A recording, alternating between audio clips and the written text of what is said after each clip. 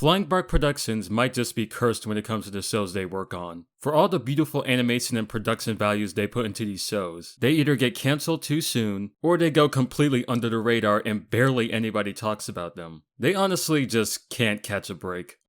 Okay, I'm gonna try to make this video short, because I'm currently working on a video talking about... I know it's just been a week, but we'll be back in 6 months! I got that.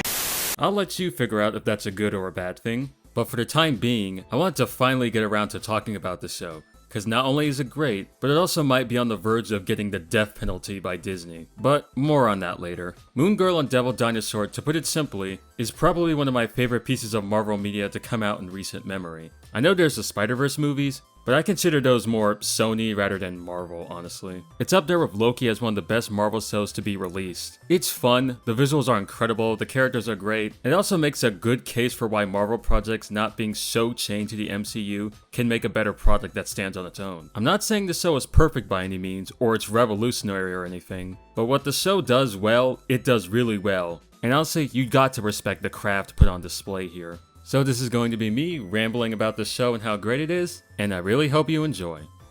So the first thing I need to bring up when talking about the show is the characters. As probably next to the visuals, the cast is what really makes this show shine for me. Starting with Lunella, our star protagonist, she is just all around great. One of the reasons why I find Lunella to be such a compelling protagonist is her character depth. Lunella might be a 13-year-old super genius, building insane inventions and being pretty good at problem solving on a technical level, but at the end of the day, she's still a teenager. Her high intellect doesn't stop her from succumbing to things like social pressure, dealing with trolls, self-doubt, the works. Adding to that, she can also be the cause of her own problems from time to time, going to show that she isn't infallible, keeping her away from the designation of something like a Mary Sue. All these things, along with her not being as quirky and peppy as other Disney protagonists from recent memory, really grounds her as a character. We see from episode 1 that she wants to help out her family and others to the best of her abilities, which plants the seeds for her to become Moon Girl, and being a hero that fights for the Lower East Side and others who don't have a voice to speak up. Lunella has some of the same traits that characters like Peter Parker have, where under that superhero identity is a person who's still trying to figure stuff out, but puts on the mask regardless. Cause with great power comes great responsibility. Though to be honest, Lunella is not much of a loser as Peter Parker can be sometimes. As she actually has a somewhat decent social life, which leads me to talking about her friend Casey, who like Lunella also radiates that teenager/Gen Z energy. But instead of being obsessed with stuff like science, she's all about the social media game, dubbing herself Moon Girl's social media manager and being responsible for running Moon Girl's official social media pages. While Lunella is very logical and pedantic, Casey is very, layman. Hashtag Moon Girl magic. Technically, according to Newton's law of gravitational force... Luna, please, just take the compliment and read another one. Okay, here we go. But it doesn't stop her from being extra and over the top in her own unique ways. Both these girls are great in how much they bounce off each other and how complementary their personalities are. And then there's the big guy himself, Devil Dinosaur. And, okay, this somewhat leans into a few nitpicks I have with the show. Devil Dino as an entity is fine. He's cute, his expressions and animations are great. It's probably not easy animating a character like him, but all that aside, I kinda just forget he's even in the show from time to time. It's not that I think he's completely underutilized, as so far he has had a few episodes where he's mostly the main focus, but I think my nitpicks stem from him not being able to speak in English, as he's only able to speak in Dinosaur. And I get that's the point, and it's accurate to the comics, but I think the issue that arises is that, in my opinion, you can only really contribute to the plot in very limited ways. Though I only really say this about Season 1, as I do think it gets slightly better in Season 2. Again, the character is fine, I like him. It's that he's just occasionally just there, for lack of a better word. Also, before we move on, I want to give special mention to the Lafayette family. We're all great and entertaining. Like, I have people in my actual family who actually have these sorts of personalities. Though, Lunella's dad. When I was watching this show for the first time, and even still in the second season, I have a hard time believing that this was actually her father.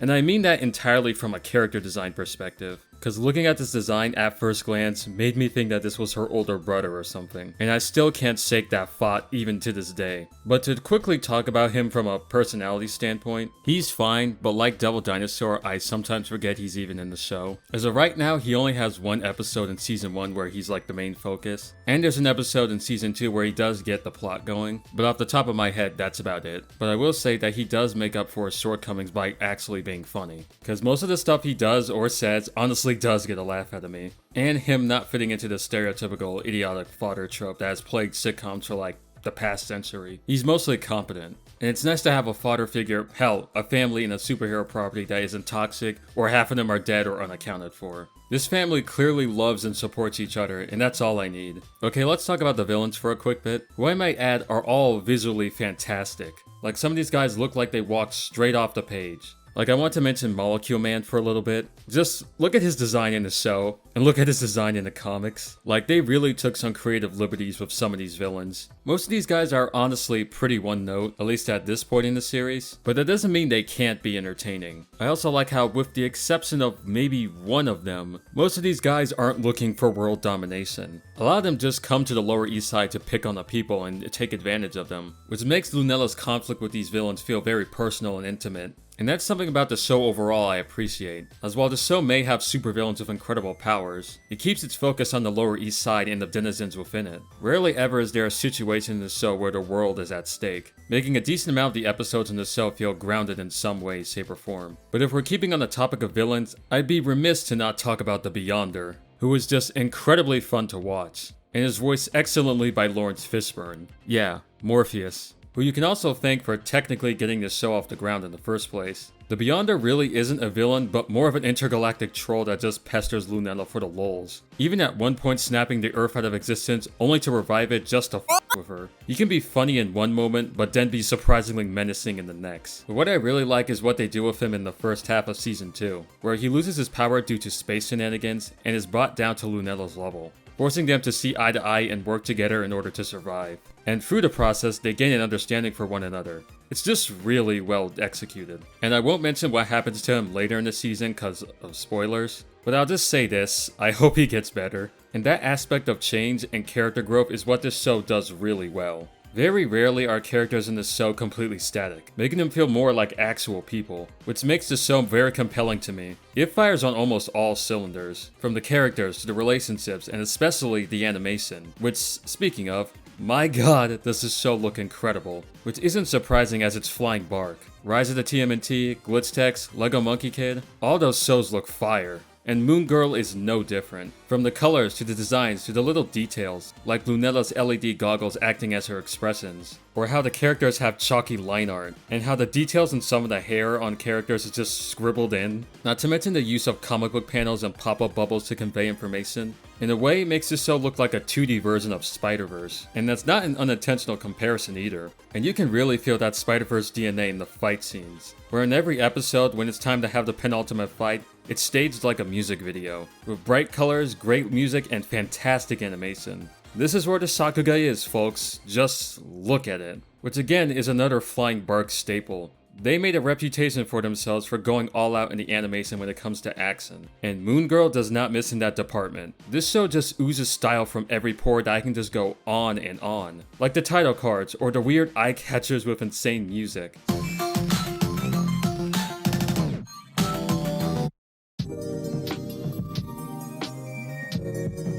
Speaking of music, the background score is actually really good. I don't have the aptitude, at least right now, to explain why the music is so good, besides just saying, music sound nice. So I'm just going to leave it at that.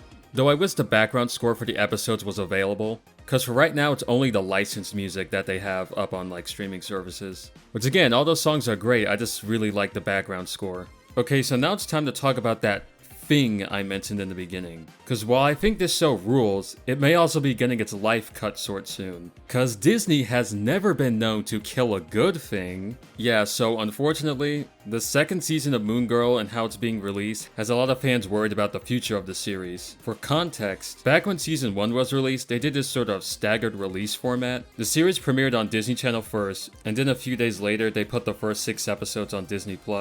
and then a few weeks would go by and they would drop another 5 episodes, they would stop for a bit, and then they would drop another 5 episodes, and I think you can sort of get the gist of it. Now I don't remember where I heard this as it was such a long time ago, so take this info with a grain of salt, but from what I heard was that the first season of Moon Girl didn't do the numbers that Disney was hoping for, which if that is true, it would definitely explain the way they're treating the show right now, which is pretty bad. Dropping the first half of season 2, all 14 episodes, in one day. And if you didn't think that was bad enough, Steve Loader, one of the top people on the show, along with other staff members, basically said that if you don't watch all the episodes in the first 2 or so weeks, and the ratings aren't good, then the prospects of a fully realized season 3 are going to be near zero. And to add further insult to injury, they already have an outline for season 3. And according to an AMA that Loader did, he would like to end the show with season 3. This situation honestly does make me a bit livid, but at the same time, I'm just so tired and numb to the economics of streaming, where a show has to have immediate great success right out the gate, it has to reach high unbelievable goals in a short amount of time,